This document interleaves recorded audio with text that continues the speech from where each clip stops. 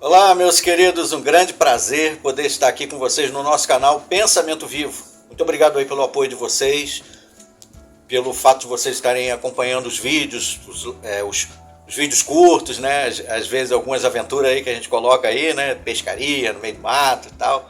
Obrigado aí pelo apoio e pelo carinho de vocês também, né? Pelos comentários e pelos compartilhamentos e os likes. Bom, eu gostaria de trazer atenção novamente aqui a um livro, que é o Grande Conflito. Esse livro aqui, O Grande Conflito, que é um livro da Ellen White, um dos livros mais importantes da Igreja Adventista do Sétimo Dia. E nesse livro, eu já trouxe aqui falando um pouquinho a respeito do John Wycliffe, né, que foi a reforma protestante, como a gente já conhece. Geralmente a gente se lembra da figura principal, que foi o Martinho Lutero, né? Mas bem lá atrás, já outros começaram a questionar os ditames da Igreja Católica, né? A sua infalibilidade, aquela coisa de que o Papa tinha a palavra final e a sua verdade era absoluta, verdade entre aspas. E aí John Wycliffe começou a questionar e tal, foi perseguido, inclusive foi sentenciado como herege, e até mesmo depois da morte dele, né, suas cinzas foram retiradas, queimadas e jogadas no rio. Um daqueles que apreciavam os ensinamentos e a visão de John Wycliffe era João Rus, né? Então aqui no capítulo 6, vamos chegar lá no capítulo 6, continuando falando aqui sobre a reforma. O capítulo 6 fala a respeito de João Rus e traz aqui o capítulo 6 tem o tema, né? A dupla, que era João Rus e outros, né?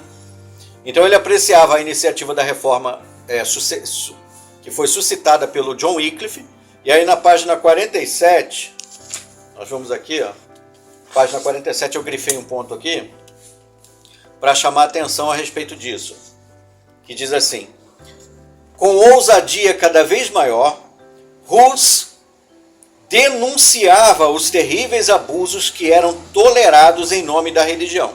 Então veja bem, alguns que são fanáticos religiosos, muitos que são fanáticos religiosos, principalmente membros de seitas de controle mental, seitas de autocontrole, acham que a sua liderança não pode ser nunca questionada com base no texto. Aí eles pegam lá o texto, mas Hebreus capítulo 13, versículo 17, pelo amor de Deus, lá diz que nós devemos ser submissos aos que tomam a dianteira para que eles não trabalhem com suspiros.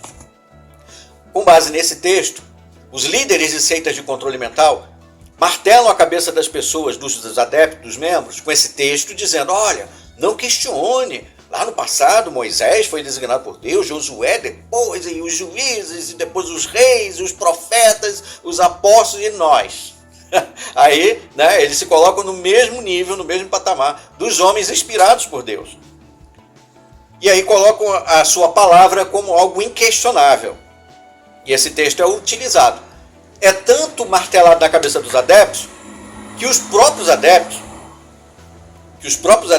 fazem o mesmo uso do texto, mal direcionado, mal colocado, mal aplicado, tentando defender qualquer doutrina absurda, qualquer regra absurda da sua liderança. Não importa o que eles digam.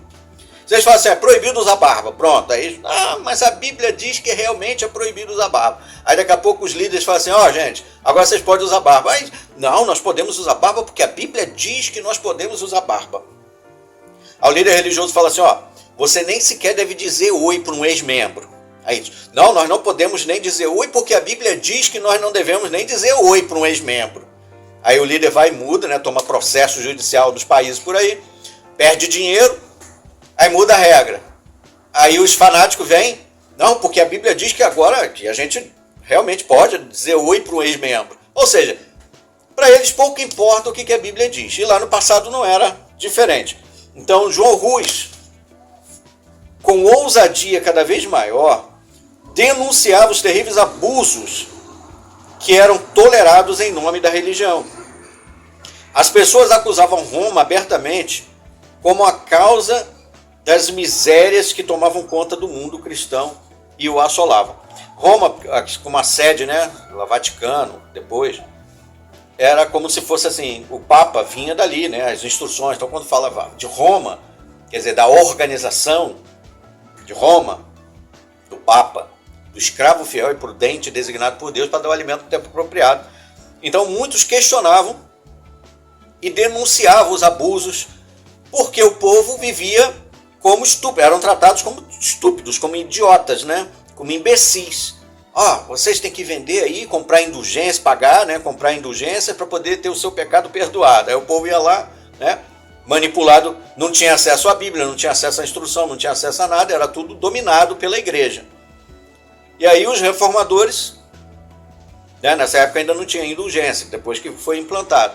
Mas é mais um dos exemplos, né, que mostra aí o poder e o abuso de poder da igreja sobre os adeptos. Aí na página 48 fala sobre o John Hus ser levado, né? Ele recebeu um salvo-conduto, ou seja, ele recebeu uma autorização de poder ir até o local do julgamento com proteção, nada ia acontecer, né, que danificasse ou que trouxesse algum tipo de malefício físico para ele. O salvo-conduto dizia isso. Era uma ordem expressa de que ninguém podia botar o dedo nele. E lá foi ele para ser julgado. No 49, na página 49, tem um ponto que diz assim, quando os líderes da reunião perguntaram qual era a sua decisão final, John Hus se recusou a renunciar seus pontos de vista. E aí, eles perguntaram, né, mais ou menos assim, você acha que isso que você está ensinando está correto? Ele não renunciou o que ele falou. O que ele defendeu, ele manteve até o fim. Aí olha só o que diz. Decidi por livre e espontânea vontade comparecer perante este concílio sob a proteção pública e a fé do imperador aqui presente. Então ele foi para lá por livre vontade. Ele, não é porque ele respeitava e considerava o Papa ou o concílio como se fosse realmente a palavra final, os donos da verdade absoluta. Não é por causa disso. É porque ele foi por uma questão de livre e espontânea vontade. Ainda diz aqui na página 49, as vestes sacerdotais de Hus foram removidas uma a uma. Cada bispo pronunciava uma maldição enquanto realizava sua parte nessa cerimônia. Por fim, colocaram um gorro ou mitra de papel em forma de pirâmide sobre sua cabeça, pintada com figuras assustadoras de demônios e com as palavras arqui-herege, se destacando na parte da frente. Com toda alegria, disse Hus, usarei esta coroa de vergonha por ti, ó Jesus, pois por mim usaste a coroa de espinhos. Então, os líderes ali, os anciãos, né, os homens que estavam julgando, denunciaram ele como um herege, um arqui-herege, um principal herege, um apóstata, como um demônio. Ele foi condenado, então, por questionar o abuso autoritário, arbitrário da igreja.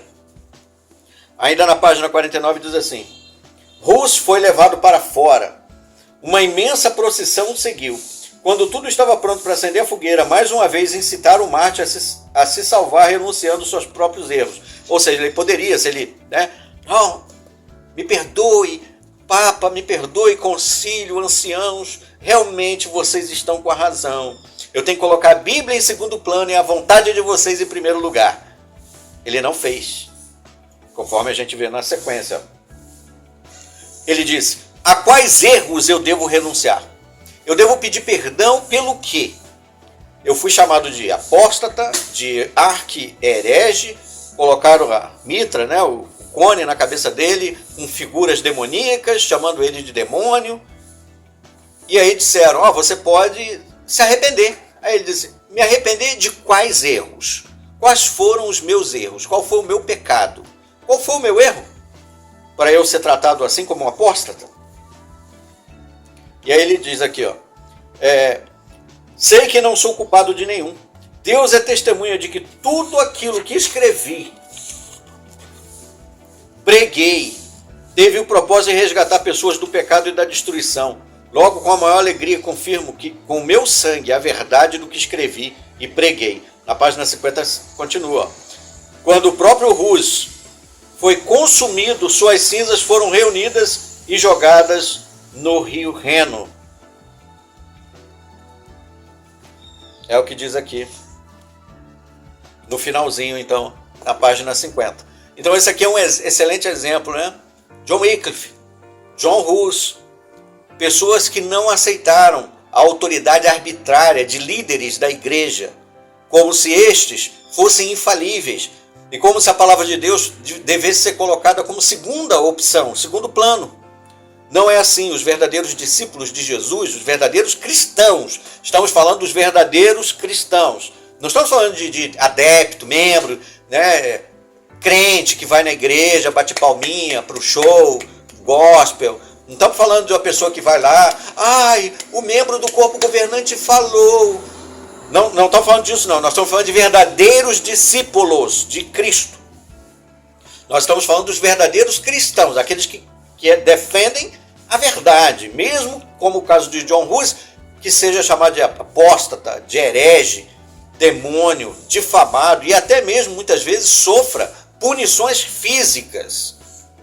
Jesus falou em João 4, versículo 23 em diante, que Deus está procurando estes, os verdadeiros adoradores, que não estão apegados a uma organização religiosa, a um CNPJ, a uma empresa, a uma organização que está sediada em algum país.